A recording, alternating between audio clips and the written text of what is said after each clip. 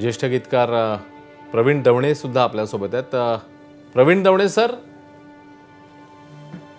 आशाताईंना आपण इकडे निरोप देतोय, त्यांची अंत्ययात्रा सुरू आहे एकीकडे, मात्र मनामध्ये नक्कीच एक अस्वस्थता आहे, एक काय म्हणूया आपण, एक अशी भावना आहे की आपलं कोणीतरी आपल्यातनं निघून गेलेलं आहे. माझी खात्री आहे तुमच्या मनातही ती भावना दाटून आलेली असेल. आता काय काय आठवतंय? आशा भोसले म्हटल्यावर काय आठवतंय आपल्याला? प्रवीण दवणे सर.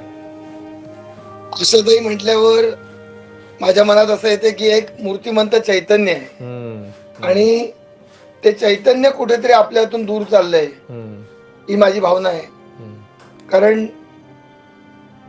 आयुष्याची सकारात्मकता आणि दृष्टिकोनातली स्वच्छता गाण्यातून तर त्या विश्वविख्यात थोर होत्या, पण अनेक ध्वनिमुद्रणांच्या निमित्ताने किंवा त्यांच्या मी जाहीर मुलाखती घेतल्या त्यांच्या निमित्ताने मी त्यांच्यातलं जे एक विचारवंत पण पाहिलं, त्या सगळ्याची मला आठवण होते. आणि खरं सांगू का की हा जो क्षण आहे ना, काय कुणास ठाऊक की भूतकाळातले अनेक क्षण अशी एखादी काळोखातून काजव्यांची पालखी जावी ना, त्याप्रमाणे अनेक आठवणी येतात आणि डोळ्यातून धारा येतात आणि कळत नाही की खरंच आहे की म्हणजे मला माझी आई जेव्हा गेली त्यानंतर माझ्या मनात ज्या संमिश्र भावना अशा दाटून आल्या उत्कटतेच्या, त्या आईच्या जाण्याशी नातं आशाताईंच्या जाण्यातून मला वाटतं.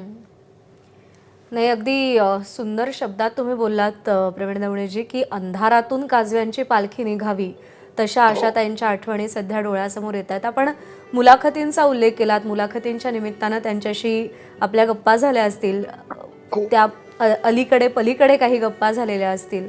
एखादा क्षण आहे असा की आशाताई, आशा भोसले, द आशा भोसले ह्या नावाभोवतीचं जे वलय आहे ते वलय बाजूला जाऊन आपली एखादी खूप छान मैत्रीण आपल्याशी बोलत असावी असं तुम्हाला वाटलं, असा एखादा प्रसंग आला कधी? असे अनेक प्रसंग आहेत.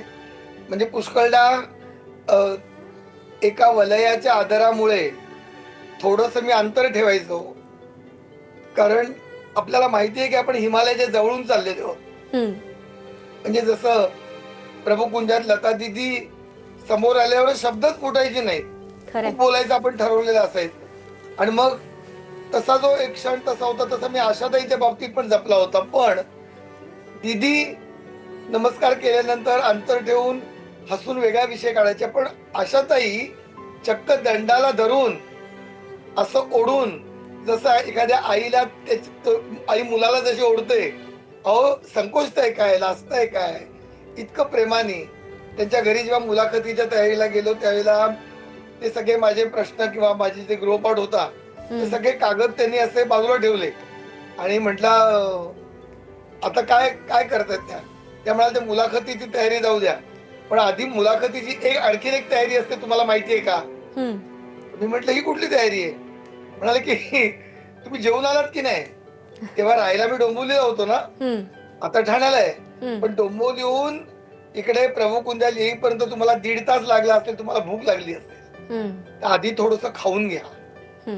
मला म्हणजे माझ्या मनामध्ये काय म्हणतात त्याला की कसं बोलावं हे अंतर असताना एक माऊली एका लेकराला म्हणते की जेवून घ्या. तर मला वाटतं की हे क्षण जे आहेत ना, हे कुठल्याही पडद्यावर नाहीत, मोबाईल मध्ये किंवा तेव्हा तर नव्हतेच मोबाईल, पण असे आहेत. त्या मुलाखतीतली आणखीन एक गोष्ट मला म्हणजे मुलाखतीत नसलेली अशी मला सांगायची, मी सांगू का? हो हो हो, आवर्जून. तर ती एक वेगळीच स्फूर्तिदायी अशी आहे. अर्थात नंतर मग मी अनेक ठिकाणी त्यांचा गौरव करताना ती सांगितली असेल, पण मी या माध्यमात सांगितलेली नाही. त्यांच्या सिटिंग रूम मध्ये जेव्हा आम्ही बसलो त्यावेळेला मी क्षणभर असा दरवाजा उघडल्यावर चपापलो म्हणा, दचकलो म्हणा. कारण काय तर जणू काही भिंतीतून एखादी महागंगा नदीचा धबधबा असा धावत यावा तशा तऱ्हेचं एकदम मला जाणवलं आणि मी जरा बाजूला झालो. स्वयंपाकघरातून आशाताई हसत आल्या आणि मी म्हटलं, म्हणजे थोडी चेष्टा केल्यासारखी झाली, माझी फिरकी घेतल्यासारखी. तर मी म्हटलं की त्या म्हणाले की खरी वाटते की नाही नदी? नदीचा वॉलपेपर होता बरं का तो, आणि तो इतका, आता मी म्हटलं किती जिवंत होता तर मग मी स्वतःला सावरलं म्हटलं मी तिथे संवादक म्हणून गेलो होतो, मला काही बावरून चालणार नव्हतं. तर मी म्हटलं आशाताई, नदी तुम्हाला इतकी आवडते का, आवडते नदी एवढी?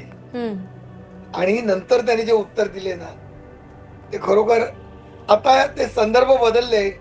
आता तिकडे महायात्रा चालू आहे, सध्या पंचत्वात विलीन जाण्याच्या तयारीत आहेत. अशा वेळेला मला ते क्षण आठवत आहेत की त्या म्हणाल्या की नदी मला आवडते कारण नदी नेहमी वर्तमानात जगते. वा. नदीला भूतकाळ माहिती नसतो.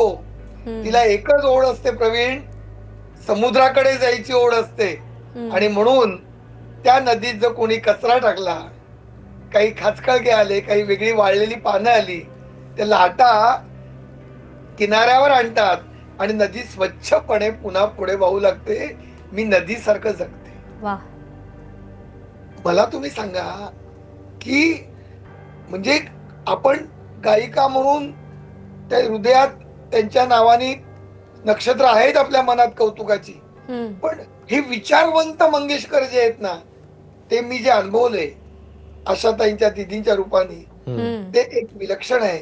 मला वाटतं मी नदीसारखं जगते कारण नदी वर्तमानात जगते. आशाताईंचं आयुष्य पाहिलं ना की आपल्या असं लक्षात येतं की त्या वर्तमानात जगल्या. आणि हेच अध्यात्म. अध्यात्म म्हणजे कुठल्या तरी रंगातल्या कपड्यातलं नाही, हे जे जगण्यातलं अध्यात्म आहे की तुम्ही सतत तो कडवट भूतकाळ नका आठवू, उगीच खोटी स्वप्न पाहू नका. आत्ताचा क्षण, each and every moment you must live. तुम्ही जगलं पाहिजे प्रत्येक क्षण. हे मी आशाताईंकडून शिकलो. नाही, खरं आहे. आणि नदीचा जो खळाळता अवखळपणा, अश्विन, आपण नेहमीच म्हणतो की त्या पाण्याचा एक खळखळाट असतो, पण त्या खळखळाटाचा कधी त्रास होत नाही, तो ऐकत राहावा असं वाटतं. ते एक मेडिटेशन असतं, नदीचा खळाळता प्रवाह ऐकणं. आणि तसंच आशाताईंचा सूर होता, त्याच्यामध्ये नदीचा तोच खळाळ होता, तो अवखळपणा होता. आणि आशाताईंचा गाणं ऐकणं, त्यांचा सूर ऐकणं, हे मेडिटेशन सारखंच आहे असं म्हणायला हरकत नाही. आपण त्यांच्या घराचा उल्लेख केलात प्रवीण दवणेजी, आणि नदीचा वॉलपेपर, या गोष्टी तुम्ही आम्हाला सांगितल्यात. पण आणखी एक गोष्ट म्हणजे त्यांच्या घरामध्ये जसं भारतीय संस्कृतीचे ठसे दिसायचे, तसंच काही पाश्चिमात्य संस्कृतींचे ठसे सुद्धा दिसायचे. त्यांच्या घरातलं फर्निचर असेल, त्यांच्या घरातली छोटी छोटी शिल्प असतील, या सगळ्यामध्ये पाश्चिमात्य शैलीची झलक आपल्याला दिसायची. त्याबद्दल काय सांगाल? काय विचार होता आशाताईंचा त्यामागे? एक लक्षात घ्यायचं की खऱ्या अर्थाने हे विश्वाची माझे घर, हे जे आपण म्हणतो ना, हे तत्वज्ञान त्या जगत असाव्यात.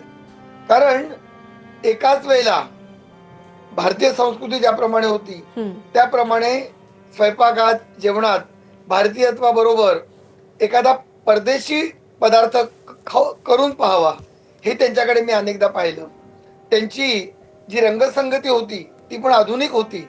आणि त्यांच्या घरात पाश्चिमात्य वाद्य सुद्धा काही वेळेला ठेवलेली असायची.